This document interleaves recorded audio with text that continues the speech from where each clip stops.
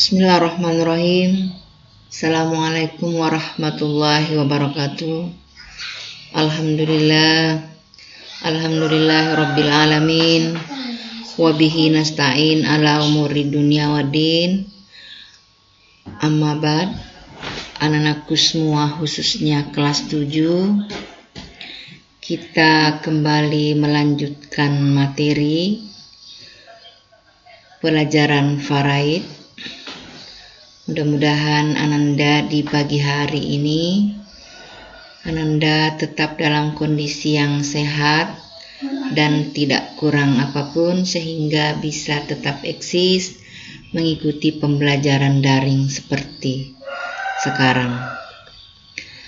Harapan saya sebelum kita masuk ke materi, Ananda harus rajin mengikuti materi-materi pembelajaran yang dikirim oleh guru-guru mapel, sehingga Ananda dapat memetik ilmu dari pembelajaran-pembelajaran yang dikirim oleh guru-guru mapel yang bersangkutan, sehingga kesannya walaupun kita tidak bertatap muka langsung di dalam kelas, tapi Ananda tetap juga bisa memperoleh ilmu pengetahuan walaupun terbatas.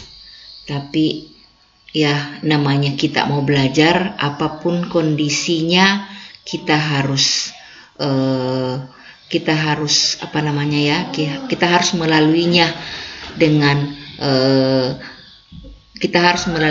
dengan kesabaran, itu ya.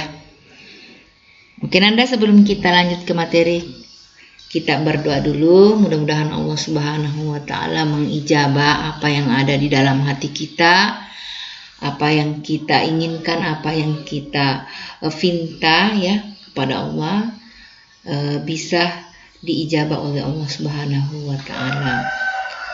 Bismillahirrahmanirrahim. Rabbi syarah li sodri wa yassir li amri wahlul 'uqdatam min lisani yafqahu qawli. Amin ya rabbal alamin.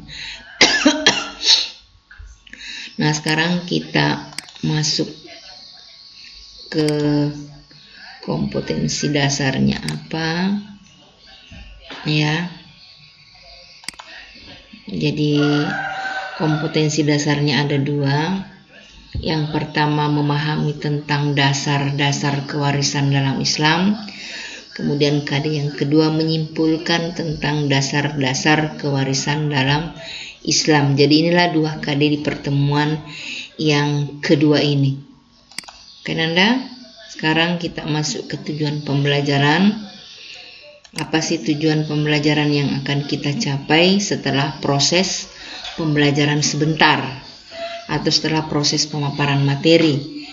Jadi setelah proses pembelajaran, santri diharapkan mampu menjelaskan tentang dasar-dasar kewarisan dalam Islam. Kemudian yang kedua, sudah bisa menarik sebuah kesimpulan tentang dasar-dasar kewarisan dalam Islam. Jadi itulah 2 tujuan pembelajaran yang diharapkan Ananda bisa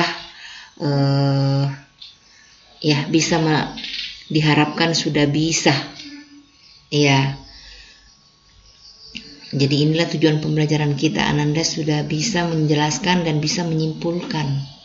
Oke, sekarang kita lihat lagi pemaparan materi tentang dasar-dasar kewarisan dalam Islam.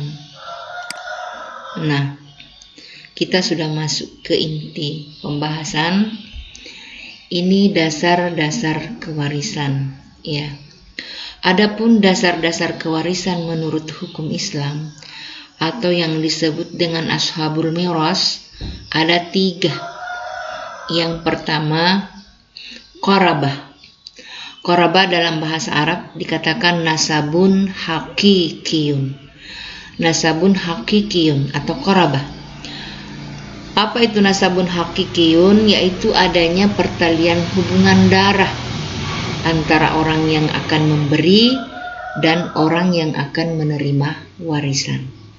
Nah, sekarang perhatikan. Jadi orang itu, manusia itu tidak semuanya bisa mendapatkan mendapatkan harta warisan. Iya. Jadi naya menenai rotawe bisa mendapatkan warisan. Kenapa? Karena harus memiliki dasar. Iya. Kalau ketiga dasar ini nanti tidak ada yang dimiliki salah satunya, otomatis tidak bisa mendapatkan warisan. Nah, di sini yang pertama ada hubungan darah. Ya.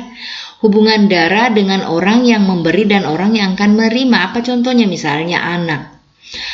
Anak itu dengan orang tua. Kan ada hubungan darah.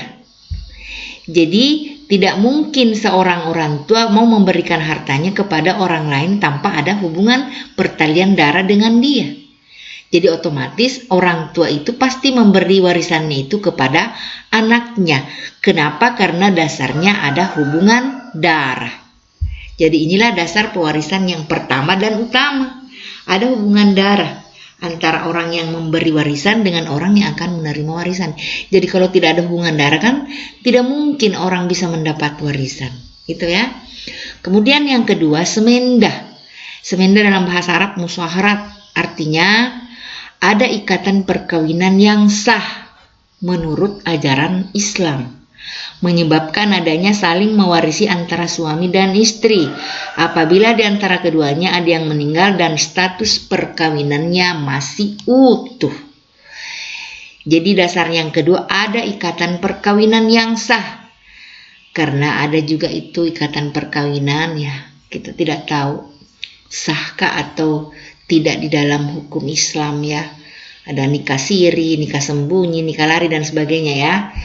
Jadi ini ikatan yang sah, perkawinan yang sah menurut ajaran Islam itu kan ada rukun. Ada rukun syaratnya di dalam perkawinan. Jadi kalau terpenuhi semua rukun dan syarat perkawinan itu otomatis dikatakan sah di dalam ajaran Islam. Nah, perkawinan yang seperti inilah yang bisa saling mewarisi antara suami dan istri. Kalau misalnya memiliki anak, berarti otomatis anaknya juga bisa mendapatkan warisan karena ada hubungan darah. Itu ya. Jadi kembali lagi ke yang pertama, ada hubungan darah. Jadi apabila salah satunya suami kah atau istri kah yang meninggal, kemudian status perkawinannya pada saat salah satunya meninggal masih utuh, otomatis yang hidup itulah yang akan mewarisi harta warisan orang yang meninggal. Oke, kemudian yang ketiga, ini al-wala'uh. Kerabat yang menurut hukum timbul karena telah membebaskan budak. Artinya seseorang majikan telah membebaskan dari status budak menjadi orang merdeka.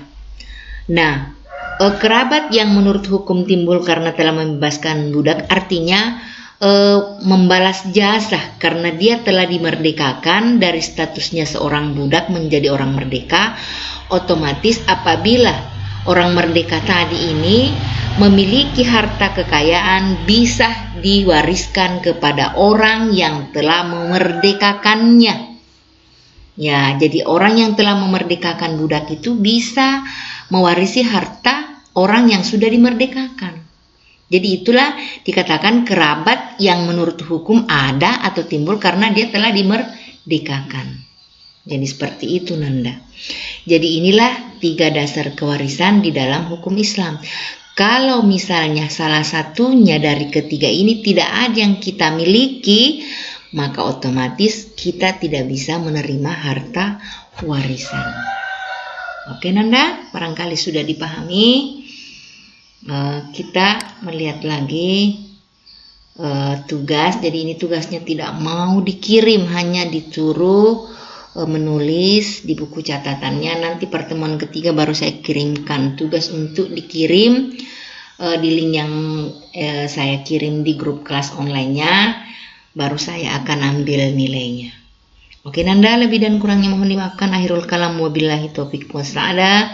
Assalamualaikum warahmatullahi wabarakatuh.